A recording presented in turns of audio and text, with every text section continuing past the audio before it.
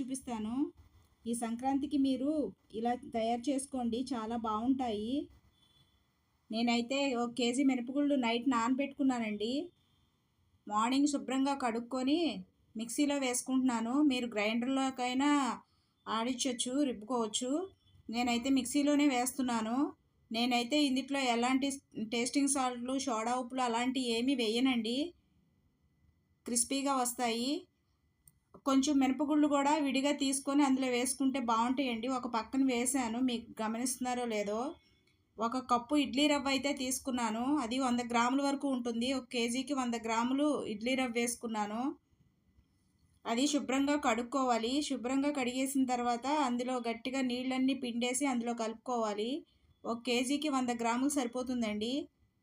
అది వేయడం వల్ల చాలా క్రిస్పీగా బాగా వస్తాయి, లోపల మెత్తగా ఉంటాయి, చాలా బాగుంటాయండి. ఒకసారి ట్రై చేసి చూడండి. నేనైతే అందులో వేసుకుంటున్నాను గట్టిగా పిండేసుకొని. ఒకసారి మీరు కూడా ఇలా ట్రై చేసి చూడండి, కలర్ కూడా బాగా వస్తాయి. ఇంకేమీ కలపవసరం లేదు. మీరు కావాలంటే అందులో మనం పిండి ఆడేటప్పుడే కొంచెం అల్లం, పచ్చిమిర్చి అవి వేసుకోవాలి. అవి కొన్ని మినపగుళ్ళు చూపిస్తున్నాను చూడండి, అవి కూడా వేగి క్రిస్పీగా తగులుతూ ఉంటాయి, మనకి బాగుంటాయి అలా వేసుకుంటే. రుచికి సరిపడా సాల్ట్ వేసుకోవాలండి. మీరు మిక్సీ పట్టేటప్పుడైనా వేసుకోవచ్చు, తర్వాత అయినా వేసుకోవచ్చు. మనం గారికి ఎలా రుబ్బుకుంటామో వాటర్ ఎక్కువ వేయకుండా అలా చేసుకోవాలి. ఇలా నేను చేసినట్టు చేస్తే చాలా బాగా వస్తాయండి, కలర్ కూడా బాగుంటాయి. ఒకసారి ట్రై చేసి చూడండి. ట్రై చేసి ఒకసారి కామెంట్ పెట్టండి ఎలా వచ్చినాయో. నేనైతే ఇప్పుడు ఆయిల్ పెట్టుకుంటున్నానండి స్టవ్ మీద. ఆయిల్ బాగా మరిగినాక ఈ గారెలు అయితే వేసుకుంటున్నాను.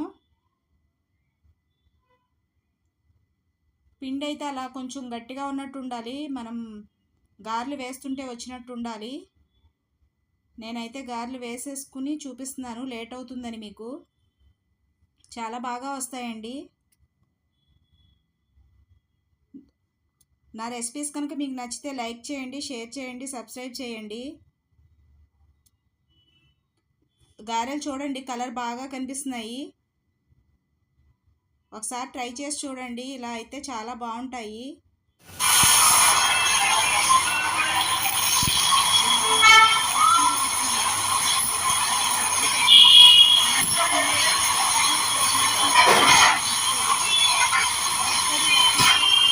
కామెంట్ చేయండి, సబ్స్క్రైబ్ చేయండి.